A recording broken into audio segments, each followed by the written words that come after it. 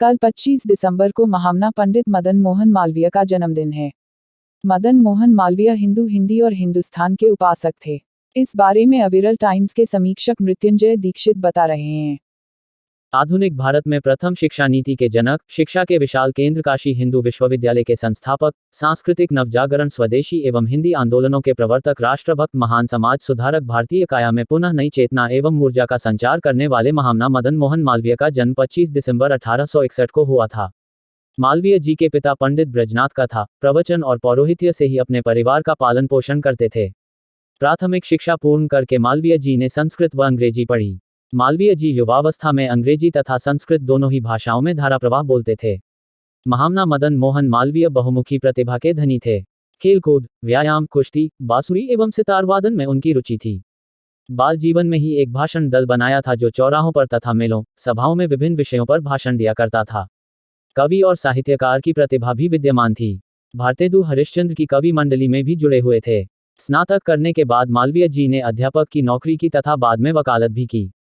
उनकी वकालत की विशेषता थी गरीबों तथा सार्वजनिक हित के मामलों में कोई फीस न लेना, जिसमें झूठ बोलना पड़े ऐसा केस न लेना। महामना ने पत्रकारिता के क्षेत्र में भी कार्य किया।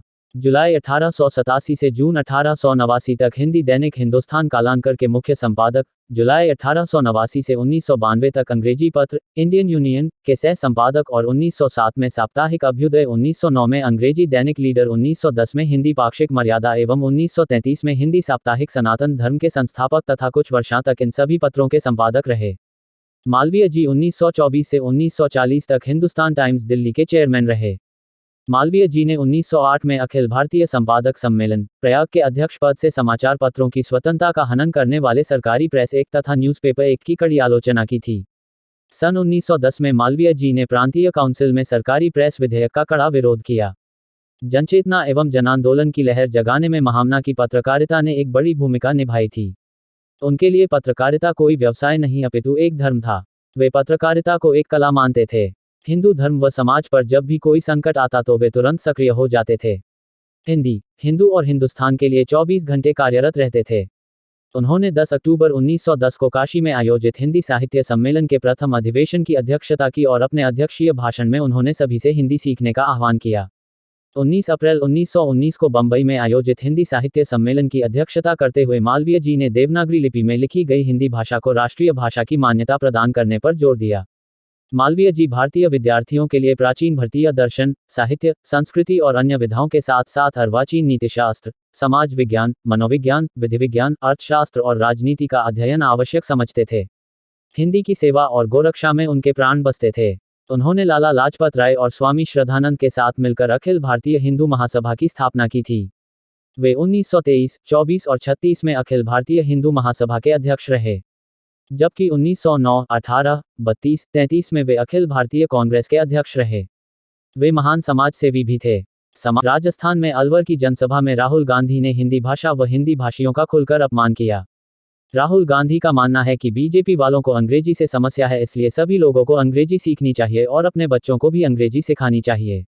उनके इस बयान से सिद्ध हो गया है कि राहुल गांधी की कांग्रेस पूरी तरह से गुलामी की मानसिकता से ओतप्रोत है। राहुल गांधी की कांग्रेस को हिंदी, हिंदू, हिंदुस्तान तथा सनातन भारतीय संस्कृति से न जाने कितनी घृणा है। राहुल गांधी ने हिंदी व अंग्रेजी भाषा पर ज्ञान देते हुए कहा है कि अमेरिका इंग्लैंड वालों से बात करते समय हिंदी वालों को काफी दिक्कत होती। इससे सिद्ध होता है कि आज देश में हिंदी भाषा का जो पतन हुआ है उसके पीछे मैकॉले की नीतियों से ग्रसित यह कांग्रेस और उसके पीछे छुपने वाले दक्षिण भारत के तमाम क्षेत्रीय दल ही हैं। वैसे हिंदी भाषा का अपमान कांग्रेस के लिए कोई नई बात नहीं है। कांग्रेस सांसद शशि थरूर, पी चिदंबरम तथा दक्षिण भारत के सभी राज्यों के कांग्रेसी नेता समय समय पर हिंदी को अपमानित करते रहे हैं। शशि थरूर ने तो एक बार कहा था कि हिंदी को संयुक्त राष्ट्र की मान्यता नहीं मिलनी चाहिए क्योंकि जब कोई दक्षिण का नेता पीएम बनेगा तो उसे समस्या होगी। पी चिदंबरम भी हिंदी विरोध में लेख लिखते रहते हैं और यह लोग यहां तक कह जाते हैं कि अगर हिंदी को जबरदस्ती थोपा गया तो दक्षिण के राज्य अलग हो जाने की मांग करने लग जाएंगे। जबकि वास्तविकता यह है कि हिंदी भाषा के कारण ही आज संपूर्ण देश एकजुट है। कांग्रेस विगत 74 वर्षों तक हिंदी से नफरत करती रही। आजादी के बाद अभी तक कांग्रेस के किसी भी मंत्री ने संसद में रेल व आम बजट हिंदी में नहीं प्रस्तुत किया। कांग्रेस के शासनकाल में संसद व सरकारी कार्यालयों में अंग्रेजी व उर्दू भाषा का बोलबाला हो गया था। तमिल सहित अन्य क्षेत्रीय भाषाओं के साथ निचले स्तर का व्यवहार किया जाता था। स्वर्गीय मोरारजी देसाई व स्वर्गीय अटल बिहारी वाजपेयी के अथक प्रयासों से आज देश में हिंदी का विकास हो रहा है तथा हिंदी भाषा का अस्तित्व बचा हुआ है। प्रधानमंत्री नरेंद्र मोदी के कार्यकाल व राज्यों में भाजपा सरकारों के आने के बाद हिंदी का विकास हुआ है। नई शिक्षा नीति में हिंदी व समस्त क्षेत्रीय भाषाओं के विकास का मार्ग प्रशस्त हुआ है।